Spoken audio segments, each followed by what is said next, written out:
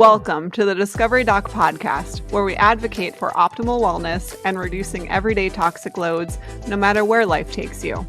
I'm Dr. Cece, doctor in nursing practice, self-proclaimed toxin tamer, and a crunchy mama.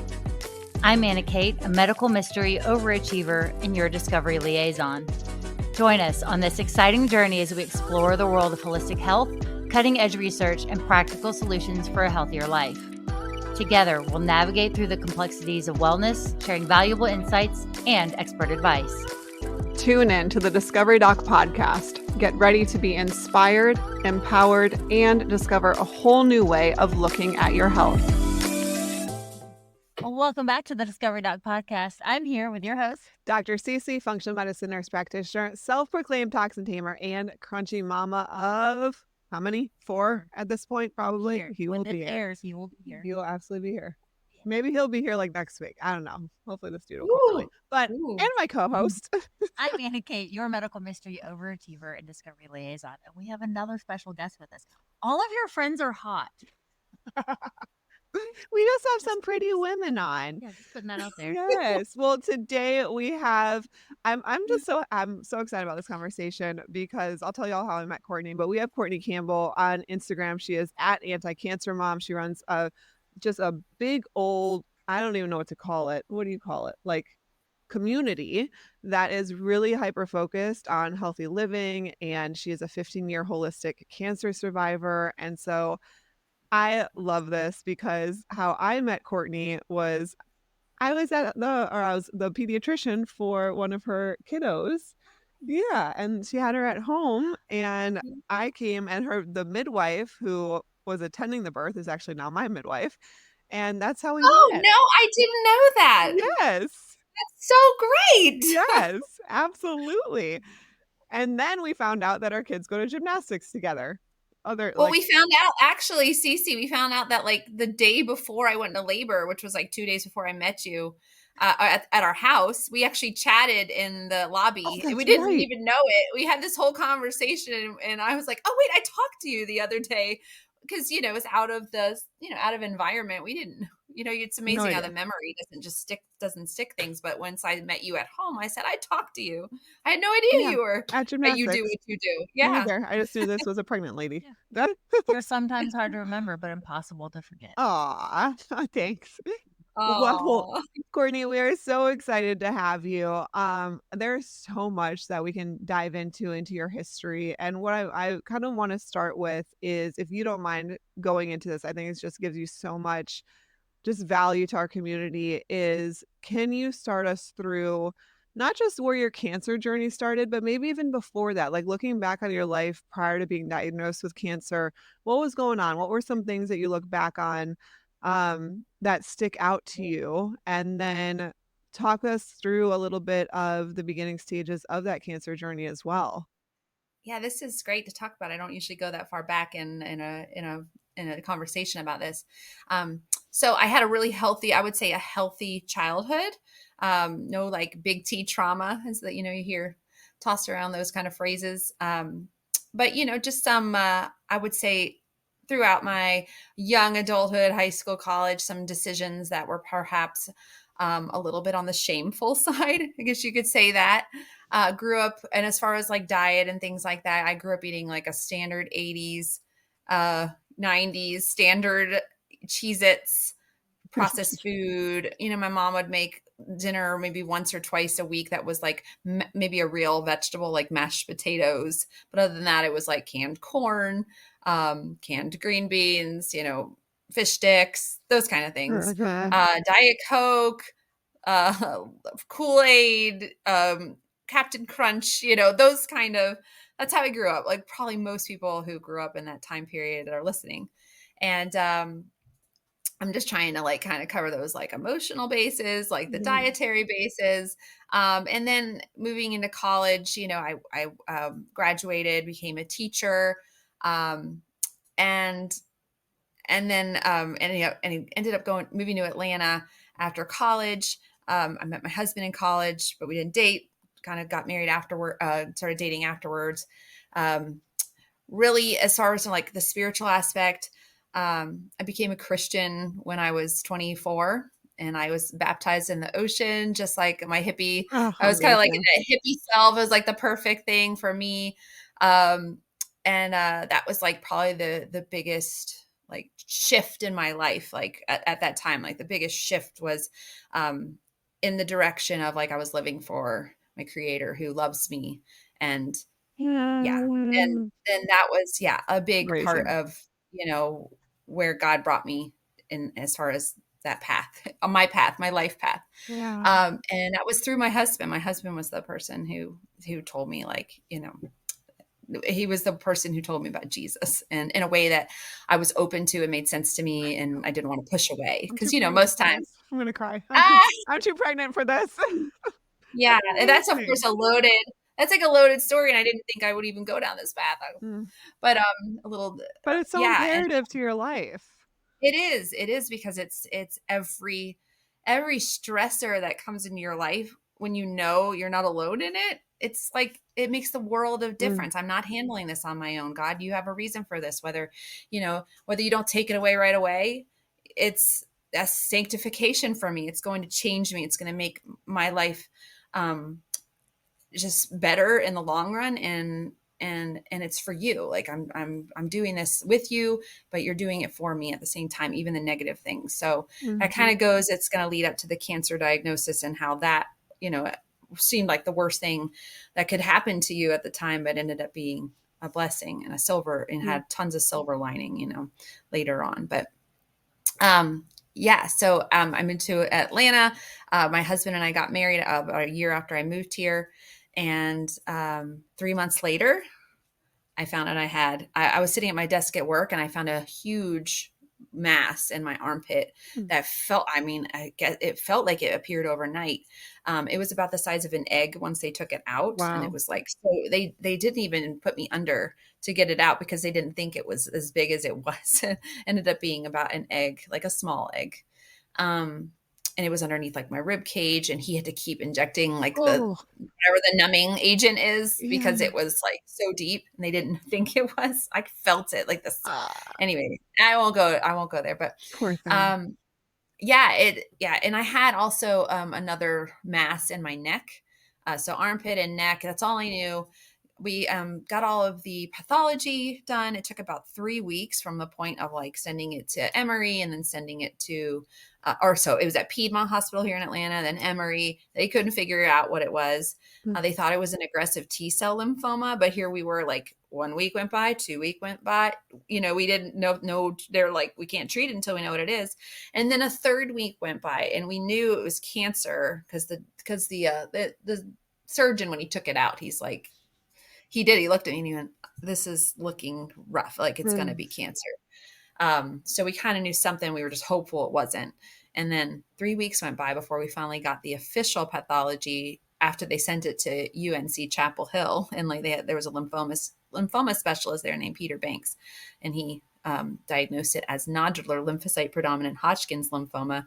The PET scan I had a week before that showed no involvement in the extremities that would have classified it as stage 3 or 4, but it was in my rib cage above my spleen. So it was classified as stage 2.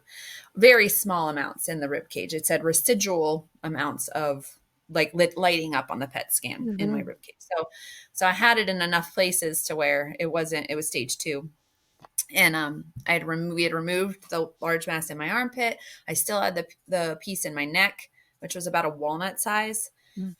And then of course they're like, okay, this is our toolbox. We have this chemo, and we have this radiation, and we have this immunotherapy, and this is what. And it's a cancer that's not seen very often, and in the lower stages they do like more of a watch and wait approach, but at stage 2, that's when they do want to treat it. Mhm. And so yeah, I didn't we kind of left there. They were like, this is the chemo room, and this is the wig shop. And, they're showing you Mm. all these, they're just giving you the whole rundown. Oh, here's your card for your fertility treatment, because we're probably going to shut your ovaries down with this drug. They're going through all these drugs that they're going to give you. And the whole time, like, you're just in a glaze, especially I was Yeah. 20, how old was I now? 20, I was 25, 26, 26. See, I haven't told the story in a minute. Um, and yeah, I just got married, and all I wanted, if you asked me anything in the world that I wanted to do with my life, yes, I was a teacher, but what did I wanted to be more than anything was a mom. That's all I ever saw myself, like, in order to complete my life would be whole, is if I could, have children. And so that was a huge, like, that was where the blow was. It wasn't the cancer, it was the infertility. I was like, I remember thinking, my body's perfectly functioning right now. Yeah. We worked out. We were trying to eat a little better at that point. At 20, 25, we got married. We got like a George Foreman grill. Like, we're going to grill some Fancy. vegetables. We're going to maybe chop some vegetables and saute them on I'd never done these things. I had lived, really either going out to dinner or making microwave dinners and a Diet Coke at home. That's how I ate before all this diagnosis happened. And and so yeah, we were getting all that information, and it was the tour through the chemo room where my husband had he said it was almost like an audible impression that came out of nowhere, and it said, "This is not for you." So the Holy Spirit. The Holy Spirit. Exactly. So I've never had that happen in my life. I don't know if anybody listening to this has had like an audio, an actual audio, like a voice you can hear. Mhm. He said it was like just came in through one ear and out, but it's like, I don't know if I heard it or if it was, it was one of those things where God's always a little mysterious when he tells you to do something.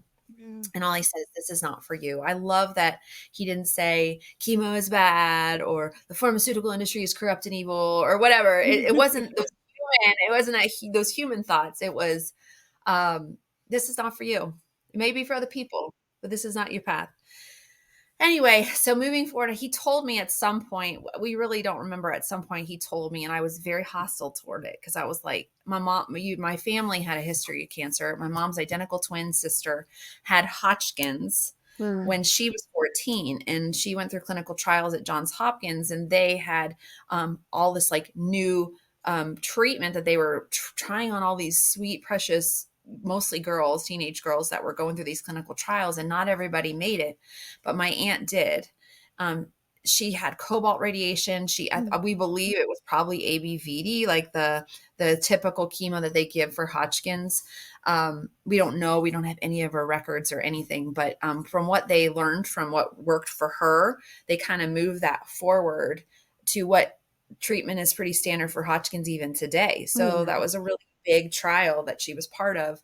The cobalt radiation completely wrecked her chest cavity. As she got older, she dealt with, she had to get a pacemaker, like her heart was affected.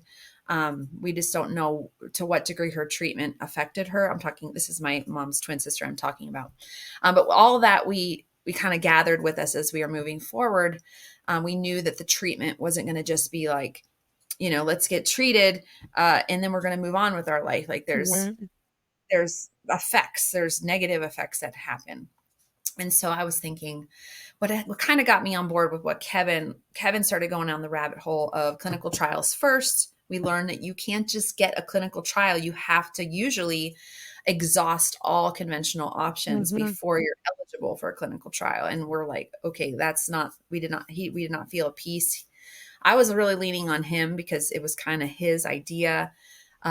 We got a lot of hostility from my family, especially my mom, who was kind of like, you need to treat this cancer. Like you're going to die. A lot of people were like, what are you doing?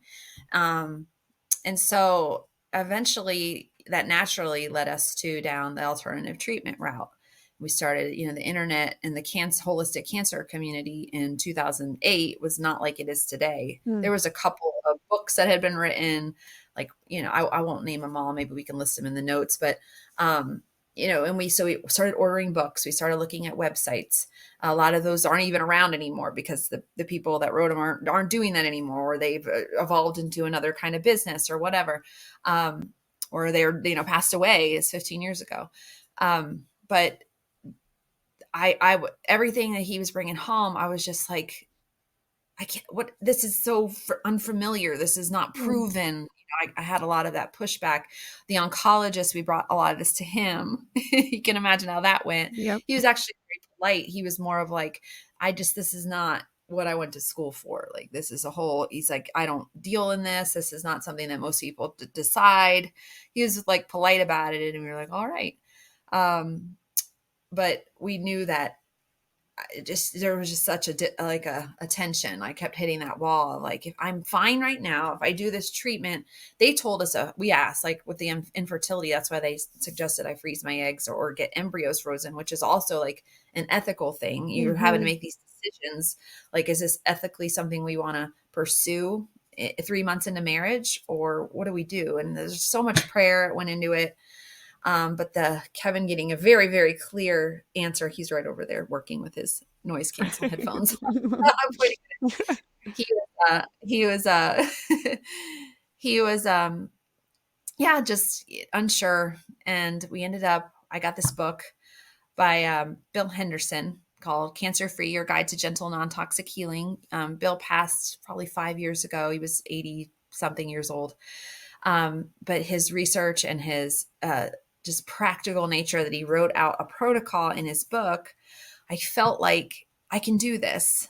And I'll go over it in a second. But and I loved the way he wrote. He was very comforting, very practical, nothing too emotional. He provided a ton of stories of people who had done it and who had healed. And so I was like armed with all of those things. That's one thing that's kind of one of my pillars when I talk to people is arm yourself with stories of people who have done it. There's tons of stories on the internet now, and just remember, put them, like, store them in your heart. Like, these people did it and I can do it too, as far as, when you're choosing a different path to healing. So anyway, we told our oncologist goodbye. Didn't call him back. Told him we were seeking a second opinion, and we did seek a second opinion, but we didn't wait to do anything. Once I read that book from Bill Henderson, I also felt like I can give this 3 months. I can do this protocol, this natural dietary change and supplements and herbal remedies and detoxification methods. Like, I can do this for 3 months and just go hardcore. And we added a lot to it as we researched. We didn't just do what was in his book, but added other things as well. All of that's on my blog. If people want to check it out, anticancermom.com is my blog. And I've been writing it since 2011. So 13 years now. This month, actually. I started what's today? January 11th or 12th? I think the first blog post was January 11th, 2011. So yeah. Congratulations. Yeah. Oh yeah, I don't even sometimes think the 10-year anniversary went by. I didn't even know it till like 3 months later, because I'm kind of hit or miss with, I have I won't give away how many kids I have now, but more than I'll say that till that point. But yeah, so the infertility was my primary driver. Went hardcore with the dietary changes. I'll just give you a quick overview. Of course, just like a super high plant-based diet. I really struggled with the plants, with the salads. I never ate salad in my life, unless it was like a ranch salad with, Thousand Island ranch and all with the like cheese. Like, even pick off everything, I was such a picky eater, and I still am. That doesn't go away, but I'm just like, I enjoy more foods, but I'm still picky about some things. But yeah. And so high plant-based diet, talking weird things. I never even heard of half of these vegetables. Avocado, never really, nope, didn't know about it. Kale and collards and Brussels and broccoli sprouts and like all these things I was learning. And of course, where do you go? You go to Whole Foods because they have all that stuff there. But I come home and I was like, what do I do with this? How do I eat it? And so one day I was just crying and I was losing all this weight, like over maybe the course of the first 2 weeks that I started my diet. And I just threw it. My husband, Kevin, had bought me a Vitamix for my 26th birthday, which was just a month before my diagnosis in August. We got married in June, 26th birthday in August, and then diagnosed in late September. And so I had no plans for this Vitamix except for to make some milkshakes maybe, or like a workout smoothie with like some of the, pre-mix and the whey protein or whatever. Like, I didn't know I'd be doing this. But I put all those greens and vegetables and I put them in that blender. and I put some water in it, and I would drink my salad because I couldn't take the texture. I couldn't take the taste. I'm sorry, it sounds And I nasty. pinch my nose and I drink it. Well, eventually I got a little better. That was in November. I started my holistic protocol in November, on the day Barack Obama was elected. It was November 4th. And the other element to the diet was what's called the Budwig mixture. And it's cottage cheese, organic cottage cheese, like 2%, or sometimes 1.5%, and 6 tablespoons of flaxseed oil. And I'd blend them with an immersion blender. And at the time I didn't know, like, put some stevia in it or whatever. And I just would pinch my nose and eat it and gag. Like, it was so disgusting. So, like, basically everything I was eating, I was just like, I'm just doing this to heal. I'm doing it to heal. I, like, needed God's strength Yes. every second of every day, because I was like, I knew I was on the right path, but I just wanted to hit the easy button, you know? And at times I admit, I was like, it'd be so much easier to do chemo right now. I just go in, they hook me up. You know, I know what I'm doing is like following the rules. I had a lot of the tension. I'm a rule follower. I don't like going against like the status quo. I mean, even now with like homeschooling, like we homeschool, and sometimes I feel like I just want to be like everybody else and like be able to talk to the moms at gymnastics and like You can talk relate. to me. I can't talk to you. Well, now I know. Like, we live so different, Cece, right? We live so differently, and it's a good thing, and we're lights to the world. But Courtney's I hardcore. sometimes just Yeah. Everything she does hardcore. Mm-hmm. yeah. Drinking Well, salads. yeah, I mean, you don't realize it because I do complain. I'm not like I do complain, but I have, like, I call Kevin my lie samurai because he's always like cutting through the lies for me. Cause sometimes you just need that. And that's like the second pillar to what I would talk about. Is like, the first is you got to arm yourself with healing stories. The second is you got to have an advocate or a partner or some like-minded friends, people that you can, you know, that are going to believe like you, because you do get weak. You do want to hit the easy button. We 10 years ago, Kevin and myself, and it was the vision of our friend Susie Griswold. She wanted to have a holistic cancer conference 10 years ago. This is like 5 years after my healing, my diagnosis, and to create, like, just to meet together at a conference for like-minded community. And we called it the Healing Strong Holistic Cancer Conference and Retreat. And so it brought all these people from the holistic cancer world together for the first time in person.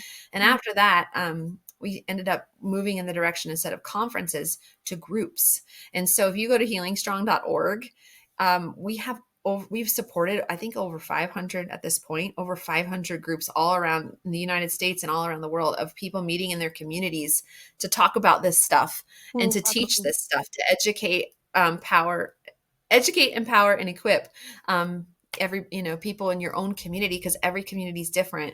Every community knows which holistic doctors exist, and which chiropractor will, whatever, and which holistic doctor will give you the ivermectin or whatever, the secrets are. And the Don't show that. I know, yeah, kind of edit.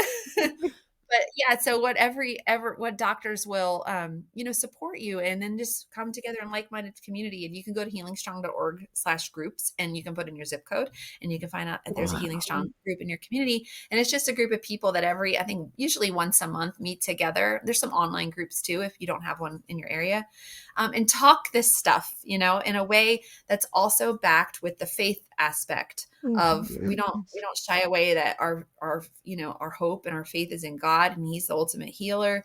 And it's just so uplifting. And we're not all here forever, right?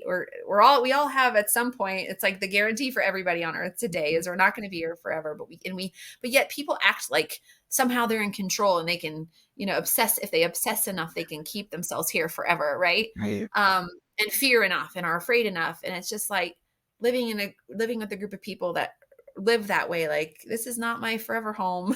And then there's more to it. Yeah. Anyway, that's Healing Strong. That's really the second part of what I think made my journey successful. Healing Strong didn't exist at the time, but what I learned through my journey was that we need an advocate or a support system or a group of like-minded people to be kind of to be our person Yeah, through our. especially when you get so pressured into one side. Like, I can't imagine the guilt you probably felt for a while, like, knowing that or following that Holy Spirit and listening to it. Because how many times do we not listen to it and go against, what we Are are you sure? actively Are being you? told, right? Yeah. And Are you? then like the guilt that you could feel going through that, or the pressure from conventional doctors or from your family, or just the guilt of maybe being like, okay, well, do I trust? Do I really, is that really what I heard? Do I really listen to this? Do I really keep going forward? Or should I be doing the conventional stuff too? Like that is a lot of pressure in such a Right. sensitive time Right. of your life that community would make all the difference. So go back for us to the 3 months where you're like, "Okay, I can do this 3-month protocol. I'm drinking my salads," which I can't believe you just blended these up, but I'm drinking my salads, Yeah. I'm doing my cottage cheese. 64 ounces, half a gallon. And sometimes twice a day until I got to the point where I could actually do like a smoothie for lunch. The Budwig mixture, the cottage cheese flaxseed oil for breakfast, the 64-ounce smoothie for lunch, and then a dinner. I would just do a big cancer fighting salad. As I got down the road, I went to a place, and I don't think it exists anymore in Atlanta. I'm not sure. It's called the Living Foods Institute. It used to be down in the west side of the city. Actually, it was down in the south side of the city. Now it's on the west side of the city, but it was. I don't know if they're around anymore, but they taught like living foods principles, Mhm. how to sprout, how to chop your vegetables properly, like how to soak and ferment and make like Rejuvelac, like more of the Ann Wigmore protocol. They taught that there. Wow. How to do an enema. They didn't teach coffee enemas, but later on we learned that was something a lot of people were doing. That was more on what we call the Gerson protocol. A lot of, and even like Chris Speak Cancer and his, and you guys, we'll have to put all this in the notes so people can find Yeah. these things. These are great resources. But like doing coffee enemas is something that people do. But I did water enemas, and not a ton, but I did during my 3 months, like let's say starting 3 months, like November, December, at the end, I think it was the middle, around this time, actually, middle of January of 2009, I went to the Living Foods Institute and I did 7 colonics over the course of 2 weeks. And there was so much garbage that came out of my Mm. body because up to that point, people were like, oh, eating all those vegetables and drinking those smoothies, you must have been just like super regular. And I was like, no, I was like bloated and I was gassy. And I was like, and there was just so much that from like whatever 26 years of eating a really crappy diet, I needed a reset. And so I Mhm. did these 7 colonics. Maybe it was 6. No, I think it was 7 because we got these packages and Kevin came with me and we did it. It's quite an expense, right? Like Yeah. out of pocket, of course. And we went and we each got 6 colonics over the course of the 2 weeks that we were there. And he gave me one of his, so I had 7. That's I'm remembering this. He didn't want to do. He What a didn't want to do it. husband. What a Yeah, sacrificing. it was just like, Right. and it, yeah. Oh, right. It was. I mean, we gave each other enemas at like 3 months of marriage. We've been married like 3 months, and like we had to figure out how to stick an enema tube up our heinies. We didn't know what. There's nothing like bonding. That's bonding. No, and we were laughing the whole time. But Not for goodness date night. gracious, I don't normally share that, but that's just funny. Like Well, you've it's shared gross. it now. And it's like we have talked about it before, and it's a laugh. But for some people, that's weird. Like what? That's so weird. Maybe to our parents' generation, they would never be. I don't know. I don't know what they do, but it just seems like something that is, we're a little more open with our bodies, I guess, nowadays. But yeah, so that was part of that's kind of like the third thing that I did, as far as like, have be in like-minded community. What was my first one? I said, whatever I said, the first thing, we're talking about, oh gosh, you guys, what was it? Listen, They had don't to cut ask us. this. Our brains are mush. Well, go back 30 minutes and Listeners, go whatever. back 30 minutes ago. Yeah, have yourself an advocate, and then of course there's the diet, and then detoxification. Just Yeah. like if you're having any problems like with your digestion, nowadays I wonder. Like I take some supplements that really do help like move things through, in addition to a mostly plant-based diet. the colonics really helped me then. Yeah. And doing a water enema once a day. And then, like I said, a lot of people in the holistic cancer community do the coffee enemas because they detox the liver. Um, Mhm. but anyway, so that was in January. And something interesting about the Living Foods Institute is when we were there, they said, I want you off all animal proteins. And so for those 2 weeks, I went off of the Budwig protocol. I also they wanted us off everything except what they do there. And so I stopped. There's another thing I did. I was starting to drink Essiac tea, which is a detoxifying tea that was discovered by a Canadian nurse who worked among the Ojibwa Indian Native American tribe up in Canada and the northern U.S. And they have these herbs that combine. There's 4 basic herbs that she was having amazing success with healing very advanced cancer patients Mhm. using this tea in conjunction to some other things she was doing. But she credited the tea and wrote the recipe down. And it went kind of crazy. This is in probably the 1920s when, like, I don't know if you're familiar with like the Flexner report with, like, buckling down on the holistic Mhm. practitioners in the United States. It's when, like, basically naturopaths, homeopaths all went kaput because they said no, the Rockefellers, and they all said we're going to license and accredit only people who are using these pharmaceuticals to treat medicine. And so all of the other stuff went, but this is a little bit before that I believe it's either before or just in conjunction around that time Mhm. that she developed Essiac tea and started, I don't know if she sold it or she just went around healing with it.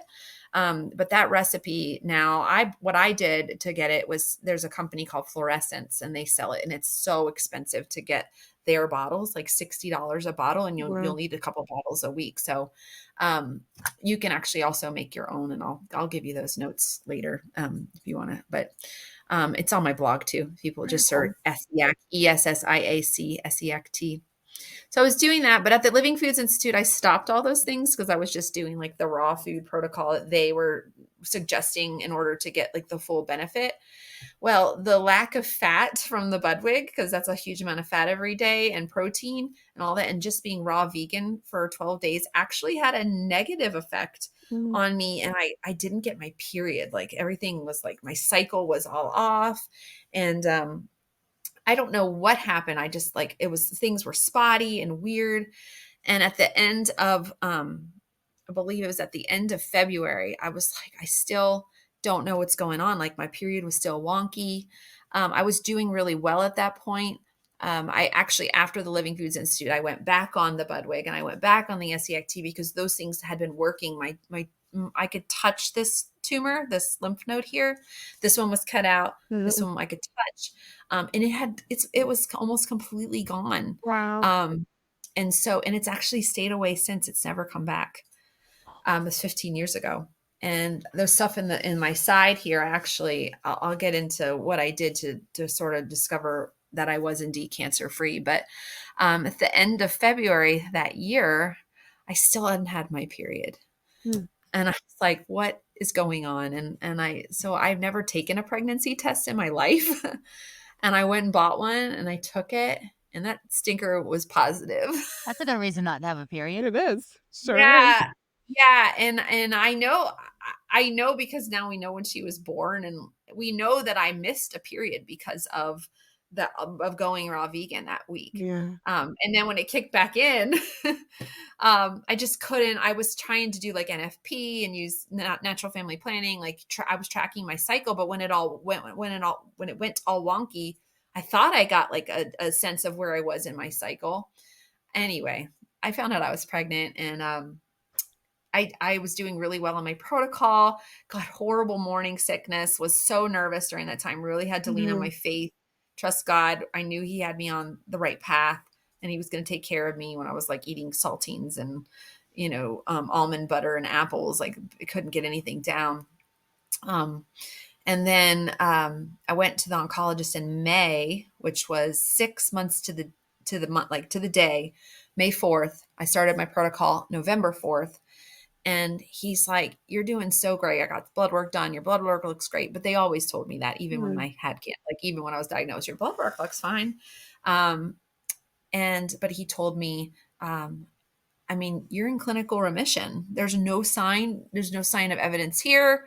You're doing great here. There's no new flare-ups. So you're in clinical remission. So May 4th is 2009 is when I consider um, my remission day. Wow. We found out the next month on our 1 year anniversary, talk like a whirlwind first year of marriage. On our 1 year anniversary, we found out that we were having a girl, and then she was born in November of that year, unmedicated natural birth. Hmm. If we wouldn't have picked the right practitioner for that, I will say we would have ended up with a C-section, because like a lot of first births, it was extremely slow. There was a lot. She was 10 days overdue. Meconium presenting in the amniotic fluid. But we had a midwife. We had a good. They had a good culture in their office for just like a watch and wait culture. And anyway, but yeah, so that's that first year of Wow. our marriage and our cancer story and our Wow. birth of our child. So our first child. And it's just crazy because of that, God knew he had to intersect us like very clearly. And he Yeah. went to Kevin, who has never had that happen in his life, and listened to it.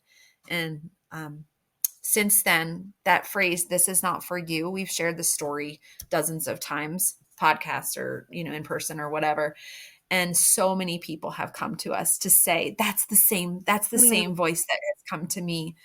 One time we were listening to a stage 4 pancreatic cancer survivor. Her name is Ann Cooper, and Chris Wark from Chris Beat Cancer was interviewing her at the first Healing Strong conference, which I mentioned to you guys. And we were in the green room where he had his little, he does all these survivors videos because they help equip people to have the confidence, right? Right. And he must have over 100 survivor stories on his blog, chrisbeatcancer.com. And Kevin and I were, Kevin was kind of helping with the camera just to make sure it was on. Basically, it was a very simple camera. And we were watching this interview with Ann Cooper on the couch, and we're behind the camera. And at the very end of the interview, and it's since been taken off YouTube. We have it actually. We saved it before it got taken off. We screenshotted it and or whatever, screen recorded it. But you can't find it on YouTube anymore. But her name was Ann Go Cooper, figure. stage 4. Yeah, I know. It's crazy. Also, my SERT informational video is also I just got kicked off too. So anyway, but we were standing behind the camera, and she said, Chris, one more thing. When I was the Holy Spirit came to me, and he said to me, "This is not for you." And I knew, God, I am not doing that, that harsh treatment, and I'm going to pursue you and follow you. And Kevin and I about fainted behind the camera because we had never heard, she said that exact phrase. We had been saying Wow. for years, "This is not for you." And I'm like, I still get chills. Like, anyway, so Mm. if anyone's listening and you hear "this is not for you," or, "this is not the path for you," or whatever, there's different variations we've heard over the years. But Ann Cooper, it was like legit exact words. Right. So pretty cool. Yeah. Oh, yeah. Oh, yeah. Kevin just turned around and he said, "Tell him about there's a show called The Chosen. That is the story of the followers of Jesus. It's very popular. A lot of Yep. people, if you're listening, you may have seen it. It's on Netflix.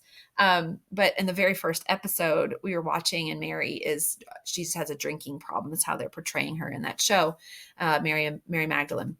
And that's just, their interpretation of this, of in between the scriptures of what may have happened. And so she's going to drink. And the first time you see Jesus in that movie, he comes and he puts his hand on her hand, and he looks at her and he said, "This is not what I have for you," or something, or "This is not," He said that's Mm. not for you. he said, "That's not for you." That's what he says in that show. And Kevin and I were like, ah! Oh my. So we just wonder what's going on with that. Like, maybe he's shifting people's paths for healing and showing people Yeah. the way. And And what's it may so not be. fascinating is it wasn't through you. It was through Kevin, Yes, it was. And and it that's for really a reason too. cemented the leadership Yeah. really in our family. Like, Yeah. yeah, like and I gained mega respect for him. And even to this day, when he says, he tells me something, he has, not that he has authority over me, but he has street cred. He's called to lead, Like, guide, and protect, and he did that in yeah, all of those ways Exactly. with yeah, asking you to trust that, yes. hey, this is what the Holy Spirit said, and we're gonna follow that. Exactly. As a household. He's yeah. So Oh, you 100%. guys, it's so awesome. Yeah, it's Oh, beautiful. amazing. So I'm so Yeah. curious, like, I mean, it's just it's amazing, and, like, part of that testament is the fact that you got pregnant on this journey and then had a child, Mhm. because even I mean, all of us sitting here know that pregnancy can be very autoimmune inducing, right? So a lot of times things can get worse.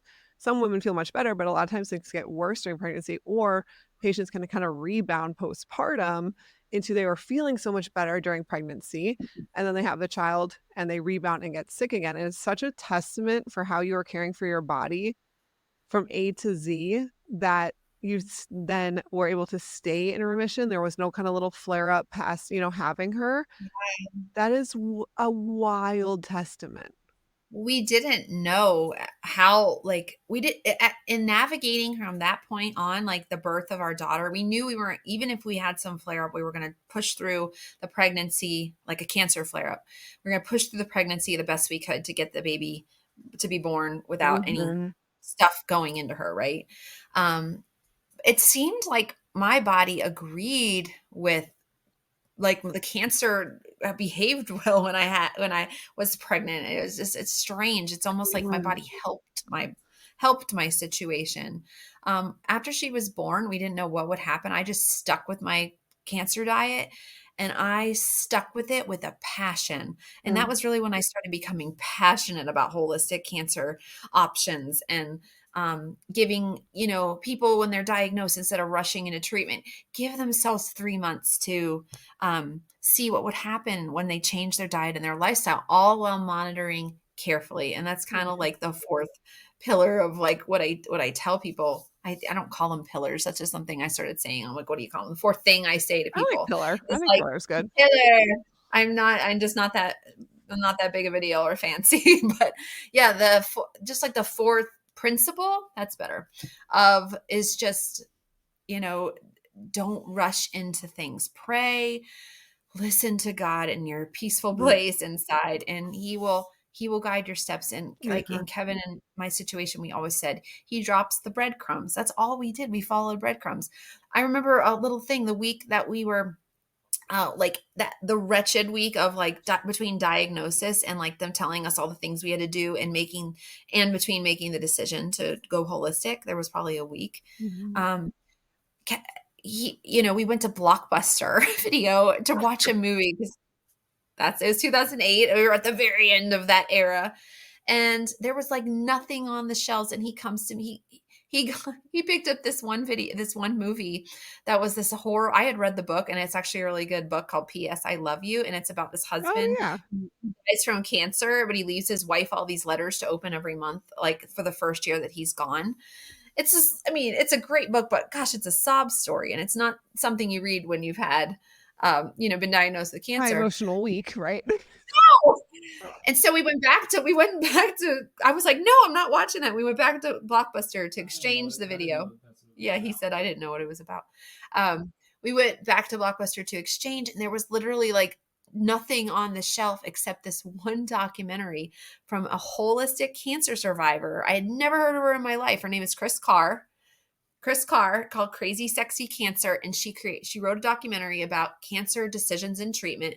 And she herself was diagnosed with stage 4, like a really rare, I think, kidney cancer, and in lung and liver, like, it was all over. But she chose to go the holistic route and to monitor carefully. Can you believe Mhm. this? And that was Mm. like, it was like shining like the star on Jesus after he was born, like on the Blockbuster shelf, that this is what you're Wow. supposed to get tonight. Yeah, like the little Holy breadcrumbs like Spirit that. strikes again. Right. People, pray and ask him to show you, because he will. He will. And you just You just give have to him be your receptive to life. it. Yeah. Yes, you got to be open, and he will show you, because he wants you to give him glory. He wants to be he wants to be a part of it. And anyway, we brought that video home, and she ended up kind of living with cancer. She'd still, I don't think she's been like 20 something years, and she's still alive, but she never got that clean scan that she was like obsessed about her first few years. And she Mhm. just decided, I'm going to live my life. It's stable. She makes sure it's stable. And of course, not all cancers behave that way, but some people do choose to just live their life and change their lifestyle. And they don't know where it's going to lead, but they just take that next step and do Right. the next thing, follow the next breadcrumb. And so anyway, Wow. yeah, that was, yeah. So that was like that first year, just continuing to do what I was doing. And then the second year doing what I was doing while we were raising our daughter. I think that was the year my third year in remission. I started my blog and started kind of writing different, like, or maybe it was, yeah, about the third year. And then I just started getting more and more into this. And Wow. so yeah. And just, yeah, staying really strict on my diet, really strict, almost to the point where once I had, we had our second daughter in 2013, 3.5 years after our first. We actually had a miscarriage in between, which was, its own journey. We had Mm. um, yeah, it was like a missed miscarriage. So I said, let's do this naturally, and going more, I guess we're talking about pregnancy stuff now, but um, it took 6 months for my body to recognize that that the baby, because it was a miscarriage, really was a blighted ovum. There was no baby in the sense Wow. of like, once it finally happened, there was nothing there. It was just encapsulated, Cells, essentially. stuff, Yeah. tissue. And it really was like, the sack. Um, anyway, you guys, I don't know if you're going to cut this, but I No, kind of we went off. won't, but I definitely want to dive into like all of your pregnancies and postpartum and, Mhm. like all that stuff in kind of our second chat for sure. But going back, obviously, like this whole experience dramatically transformed your lifestyle. So, Yeah. you touched on a little bit or a lot of it, and what I've kind of gathered is like is sorry, the dietary aspect has been the biggest staple that you've continued. Are there other modalities that you continue to just do as kind of maintenance? You mentioned like earlier when you were still diagnosed, the colonics and the tea. And are there other modalities that you just use as kind of general wellness to maintain your health outside of the diet currently? Yeah. Yeah. Well, the one supplement, because there was like 76 pills I took every Wow. day there was a ton of supplements. And well, I can talk about a few of them, but the one I've stuck with is the beta 1 3D glucan. Mm, It's a specific company I buy it from called Better Way Health. It's the same company that I bought from 15 years ago. wow. They're here in Atlanta, actually. I love that they're here. They're local, and it's made locally in the South in South Carolina. But it's just an immune modulator supplement. It's been studied extensively for many years, and it basically acts by creating like more activity in your neutrophil cells, receptor sites, so that it can more easily recognize what's not supposed to be there. And so I took that. That was that was like the first supplement I remember buying, and it was, Mhm. expensive. I'm like, this is getting real. We're buying like these. I mean, the amount of money that you spend on a holistic cancer journey Oh, is yeah. just really daunting because nothing's covered by insurance. um, yeah, it's wild. And of course, like a really great food-based multivitamin I was on, and these things I've stuck with over the years. Now I really don't take a ton of supplements anymore. I just try to focus on eating mostly plants. I try to drink a smoothie a day. I try to juice. I never Mm. juiced much on my protocol anyway. It was more of like the Budwig in the morning, the big giant 64-ounce green smoothie in the afternoon, and then the salad at night. So nowadays, I just really focus on just really whole foods nutrition. I did start eating animal proteins. I would say kind of increasing it gradually over after like the third year. And Mhm. then I really stayed pretty hardcore on my cancer protocol for 5 years until I hit my 5 year remission point. And at that point, I actually had a test. It was called the Oncoblot at the time. It's a blood test, but it was developed to be sensitive to certain cancer markers. and it came back completely negative. So that was the first time I ever had like an actual real test that I paid like $800 for Right. for them to tell me everything is great in your inner terrain. I never had a follow-up scan. I couldn't while I was pregnant. And then after we, delivered, I was like, I have no physical evidence of any tumor involvement. So I felt comfortable as long as I was feeling good at just Mhm. continuing what I was doing. And I never had a follow-up scan. And Wow. some people need that in order to feel like they're mentally okay. Like they just need to know. I need to But I see the just negatives. Yeah. yeah, they need to know. Yeah.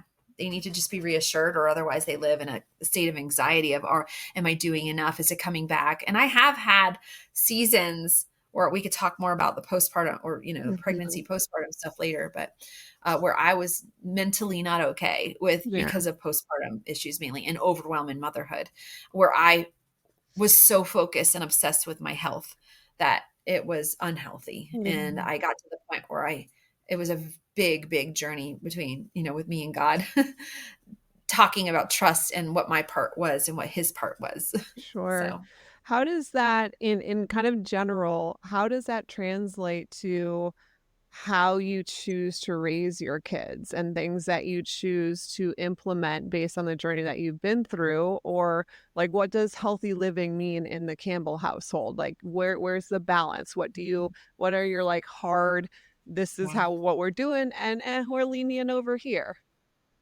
I honestly think that most of my decisions are they fall on a little bit I'm motivated by avoiding guilt if I'm honest.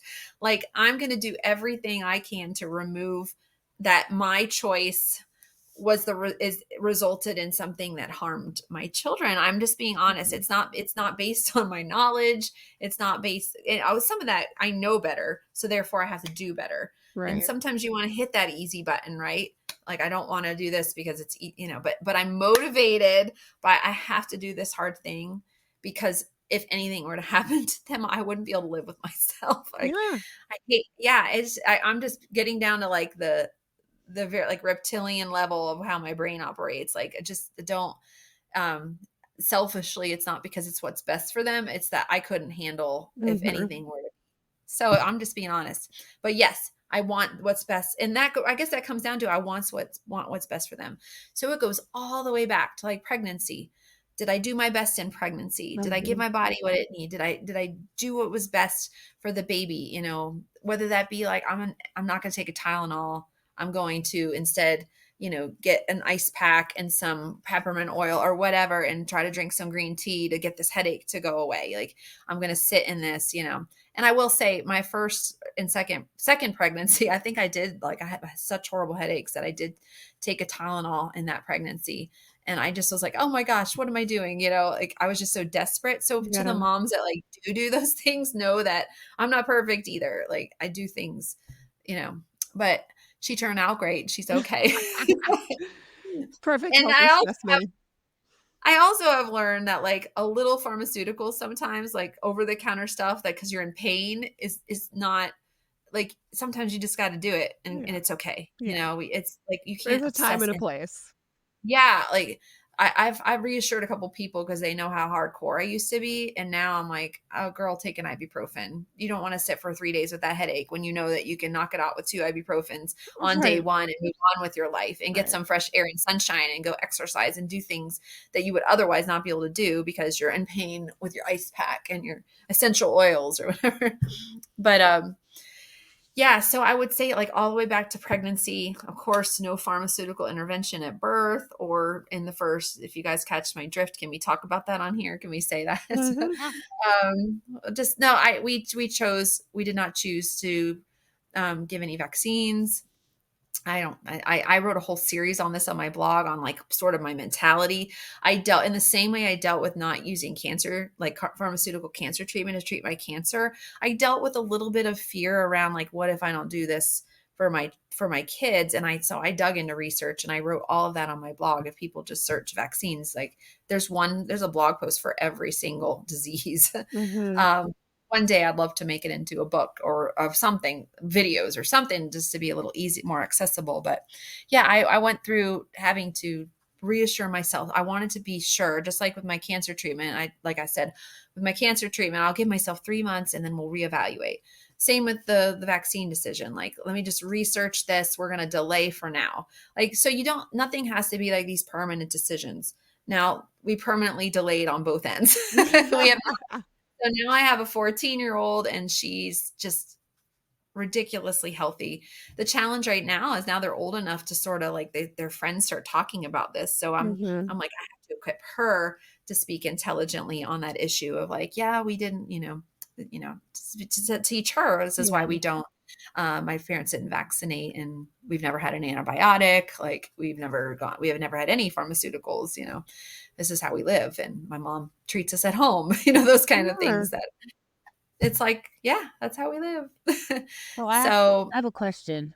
So yeah. because of my medical mystery overachiever and that my D dimer is high, did they test that in newborns before they give them vaccinations? No. So luckily I'm still alive, but that could have been an issue for me because I have a blood disorder. Mhm. But they didn't test it before. Yeah. That's No, crazy. No, they don't do that. they're just Why like, would it's you? like a blanket here. Yeah. You get this. Everybody gets it. It's just Yeah. what we do. It's what we Right. do. It's because that's what we're being paid for. Well, equipping moms with that Yeah. information is kind of a through line of everything that we do on this podcast.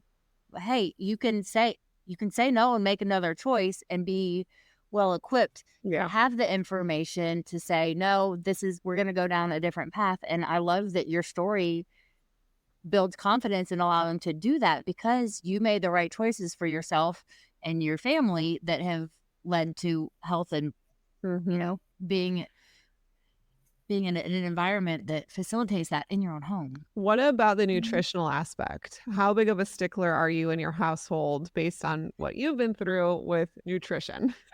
Yeah. So it's gotten tougher. I have had to relax my control Yeah. the older my kids have gotten and the further out from my cancer diagnosis, because even like with my husband, he he is, he's a human. He's like, I'm kind of tired of eating this stuff all the time, or I don't really like that food that I know it's healthy and it contains all the amino acids that you need to be a complete protein and it's perfect for humans, whatever, quinoa. Like he like, he like, I'll say these things and it's just like, I just don't care. I don't care. And Yeah. some depending on who it is in my family, not everyone's motivated like I am to continue this way. But what I've had to try to teach them is when you guys put up fits or fuss or whatever, and we're talking, guys, like yesterday we had Brussels, we had like I made organic mashed potatoes from scratch in the Instant Pot. Like I cook from scratch almost every night, every meal, or every day, every meal. But we did do some like organic meatballs from Costco that Yeah. were prepackaged, Yeah. So like, because meat fills bellies. I'm just being honest. Mhm. Like if I were to give them a bunch of legume, like some lentils on the side, it doesn't quite have the same, satisfying effect as when Yeah. you say, here's some homemade organic turkey meatloaf made from organic salsa and organic oats and organic ketchup or whatever. Yeah. And I'm not even perfect with that all the time. Sometimes we go to Chick-fil-A and I usually get the market salad. It's kind of my go-to, but I'll say, I really want a fry this time. Can we get a small fry on the side? Or babe, can I have a couple of your fries? Like that happens, but I'm Yeah. 15 years out. I really was strict for 5 years. And with our family, we do our best. Probably our biggest, where Kevin and I bonk heads. What's the phrase? Yeah. Bump heads. Yeah. Yeah. Bump heads. Bonk We heads. got you. Bonk sounded good too. Same difference. Bump heads is that he loves like ice cream and dessert, and I'm so anti-sugar, but he loves taking our kids out to get milkshakes or to Yeah. go. There's this place here in Atlanta called Allie's Cookies, and their cookies are all made from scratch. But I'm still who I am, and I'm like, Mhm. please, I just want to avoid sugar. Not only for the sugar, but for like the dietary effects, but for your teeth. Yeah. We have never really been to the dentist. Our kids have never had a cavity. Knock on. Every time I speak in pride, something happens. So every time I say, your kids are never sick. We got the flu in December, like horrible. Five weeks. It was horrible. Everybody had their update from, we haven't had the flu in 6 years and we got it. It was horrible. But yeah, so knock on wood, but like we do, I speak about faith, but I'm knocking on wood, but you guys know how that is. Yeah, Sometimes we got you. sometimes you just got to do it. There's something to that.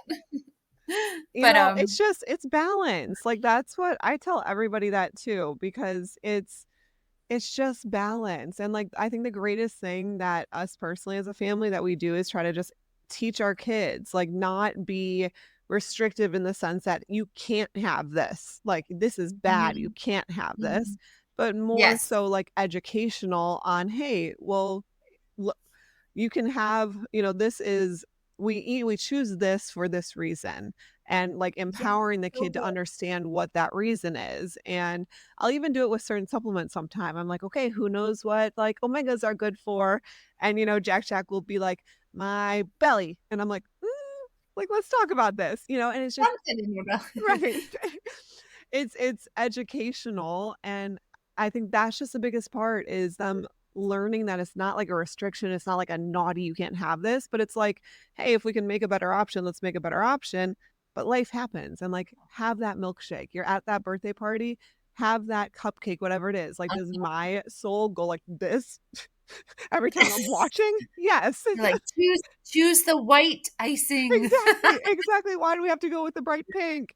But it's such a balancing act, and I just feel like as long as we teach our kids like those core, basics of just those core basics, that they will grow up and make much better decisions than most kids out there.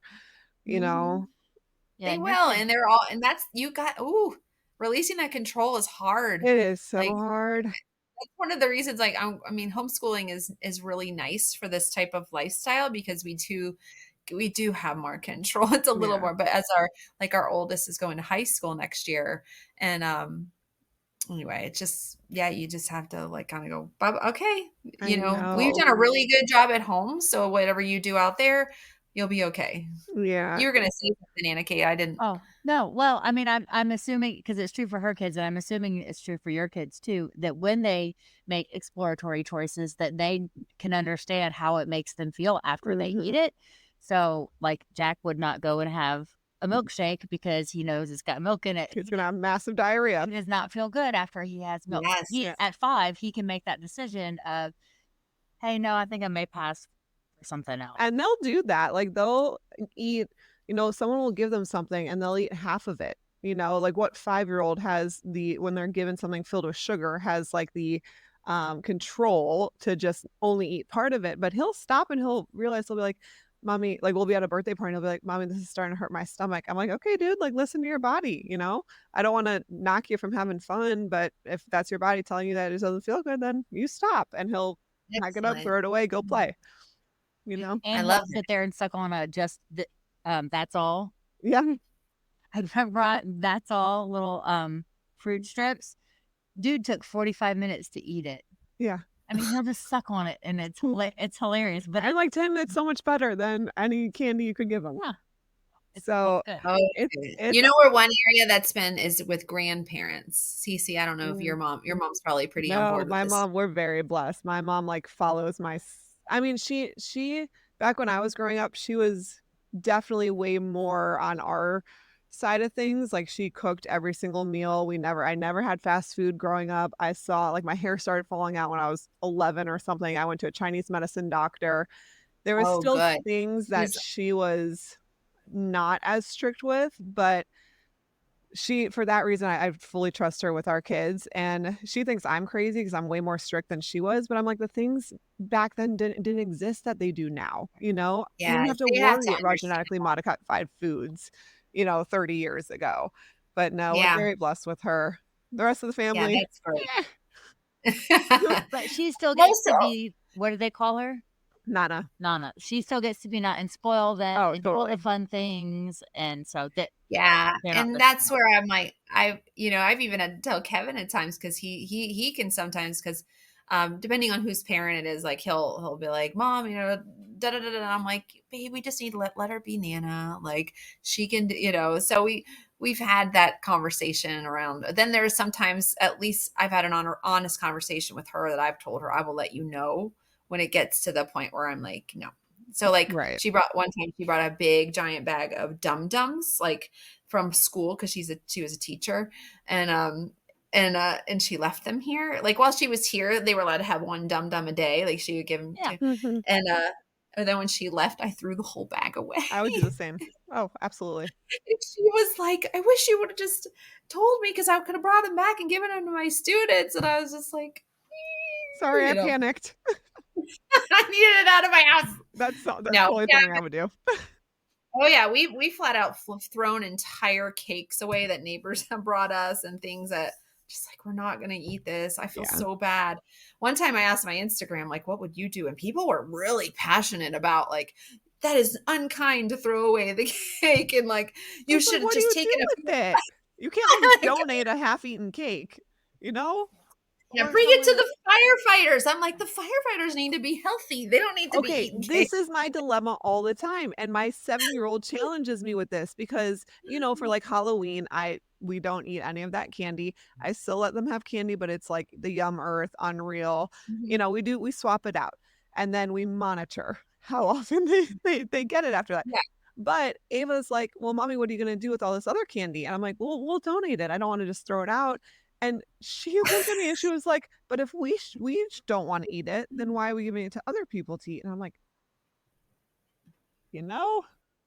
Throw away the poison, Dr. Cece. So Throw it away. right, so this year we threw it out because I was like, "You know what? I'm I can't joking. I'm justify this." totally joking, because we've gone all the way. We've run the spectrum for Halloween, from like nothing, no candy. We'll give you a toy when like our oldest was a baby. And that very first Halloween, she showed us, because before we even could see what was happening, we look over, and her name is Ruby Claire, so we dressed her as our kangaroo Rue that year. Cute. She's a little Oh. kangaroo outfit, and she's got chocolate all over. She got into something, I don't know, a Kit Kat or something, and it was just all over her face. And anyway, we kind of had a good laugh, and we didn't let her have her candy. She was only one, and then we didn't do it. I don't think we let her have any candy. We substituted, and then we did that kind of stuff. And then now we're just like, all right. And I go through and I pick a lot of the pieces that have hydrogenated soybean oil in them. I'll pick them all out. I'm like, we're not eating Yeah. that. And then I'll let them keep, there's like a few pieces that I'm like, that's not as bad. That's not as bad. But even I've got run all the way through, all the way to that where I thought that was bad. And then this year I just went, I looked at how much they had. We didn't do a ton of trick or treating this year because I guess it got cold or whatever, but I just let them eat their candy. And after day 3, I said, okay, it needs to be gone out of this house. And anyway, Chucked it. so we can all, like, I understand. Balance. Our advice is balance. Shame. If I did this year, I did a regular, because we usually pair up with a couple of neighbors and set out at the end of our driveways. And so there was traditional stuff. And then I had a bag of allergen friendly. So I had all my Yum Earth and kind of all of that stuff. So at the end of the night, I went home with a bag full of candy. We appreciate people like you. That I could eat. And then, so at the end of Christmas, so between after Christmas and before New Year, I went to Sprouts, and in the back they have like their clearance shelves. I got the Christmas gummies, and then I got peppermint lollipops, which are their natural peppermint oil, and there's no dyes in them and that kind of stuff. So that's the peppermints that I have for this, and I got them on half off, so they were only like there we go. for all things. So when I want something, that's what I go Amazing. and choose. So. Well, we That's want to good. dive into all things more pregnancy and mommyhood with you. But before we kind of wrap up this episode and move on to the next, where can our community follow you? Shout out to anything specifically. What guides do you have going out soon? Websites, your blog? Give us the details. We'll obviously include it in the show notes, but give it Yeah. to us all. Okay, so my website blog is anticancermom.com. The best way, I probably to just see everything that I've talked about. There's a get started button at the top. You can check that out, and you can search in the search bar. I think it's on the right side. And then I have a guide that's $12. It's, I think, 65 pages. And it kind of goes through my cancer protocol and what I did. and how use anti-cancer life. It's called the Anti-Cancer Lifestyle Guide. It doesn't show my whole protocol, but it gives you like a good starting point. I at some point I need to write out my whole protocol. It's kind of interspersed between podcast interviews and things that you can usually find it. There is a How I Beat Cancer page also on there. It's right next to the Get Started button, and that does contain a lot of the links to the things that I used or what I did. And then healingstrong.org is where I told you to plug into community groups that are holistic healing supporting community groups. And then I'm on Instagram at Anti-Cancer Mom. I'm on Facebook at Anti-Cancer Mom. I'm most active on Instagram, which is usually if you wanted to write me anything, you can usually write me there, and I might get back to you. I might get back to you. I usually will at least tell you, I read your message. Thank you so much. I'll try to get, whatever. But we're going to find out in our next episode why it may take her a minute to get back. But we're going to save that for the second part of the interview, because we're all dying. I will always get back to people if their message doesn't get lost. That's not the thing. I'm like, Instagram is so weird. I love, And my email is Cortney at anticancermom.com. So you can also email me there, and that will give you an auto reply that gives you a lot of these resources as well. And then I always read my emails. And sometimes, especially if people email me with like, I have 3 questions and it's 1, 2, 3, that's so much easier than a big paragraph that I have to read through. So I'll tell people, just email me your 3 questions and I'll just voice text you back. And that's how I'll get back to people. So. Amazing. Well, thank you so much for joining us. I'm so excited to dive into part 2. Y'all stay tuned as we continue this conversation with Miss Anti-Cancer Mom, Cortney Campbell. And until next time, let's discover together. We hope you've enjoyed this journey of exploration and learning as much as we have. Before you go, we have a special request for you, our beloved discoverers. We'd be thrilled if you could show your support in a few easy steps. Step 1, if you're watching on YouTube, please hit that like button and subscribe to our channel. Don't forget to ring that notification bell so you never miss a moment of discovery. Step 2, if you're listening via Apple Podcasts, please take a moment to rate and review our show. Your feedback means the world to us and helps others discover our podcast too.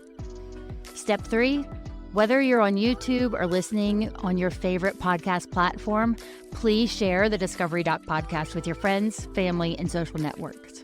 It's the best way to spread the joy of discovery. And finally, don't forget to follow us on social media. You can find us on Instagram, Facebook, and TikTok at The Discovery Doc.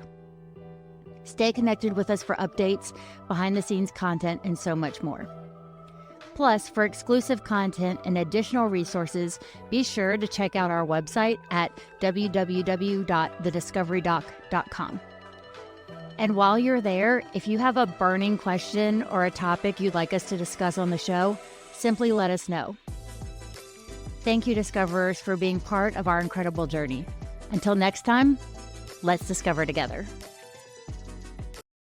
The content provided in this podcast provides general information and discussions on various topics related to health, wellness, and medical advancements. However, it is essential to understand that the content provided in this podcast is not intended to be a substitute for professional medical advice, diagnosis, or treatment. The hosts, guests, and contributors are individuals sharing their personal experiences, opinions, and knowledge in their respective fields. While they strive to provide accurate, up-to-date information, medical knowledge is constantly evolving, and the information presented in this podcast may not always reflect the most current research and medical guidelines. It is crucial to consult with a qualified healthcare professional or medical expert for specific medical concerns. Never disregard professional medical advice or delay seeking medical treatment based on the information presented in this podcast. The Discovery Doc podcast encourages listeners to use their own judgment and discretion while implementing any suggestions, recommendations, or lifestyle changes discussed in this episode. Each individual's medical situation is unique and may work for one, may not be suitable or safe for another. The podcast hosts, guests, and contributors are not liable for any direct, indirect, consequential, or incidental damages or harm that may arise from listening or acting upon the information provided in this podcast. Listeners are responsible for their own health decisions and should exercise caution and seek professional guidance when necessary. By listening to this podcast, you acknowledge that you have read, understood, and agreed to this medical disclaimer. If you have any questions or concerns about this medical disclaimer, please consult a qualified healthcare professional.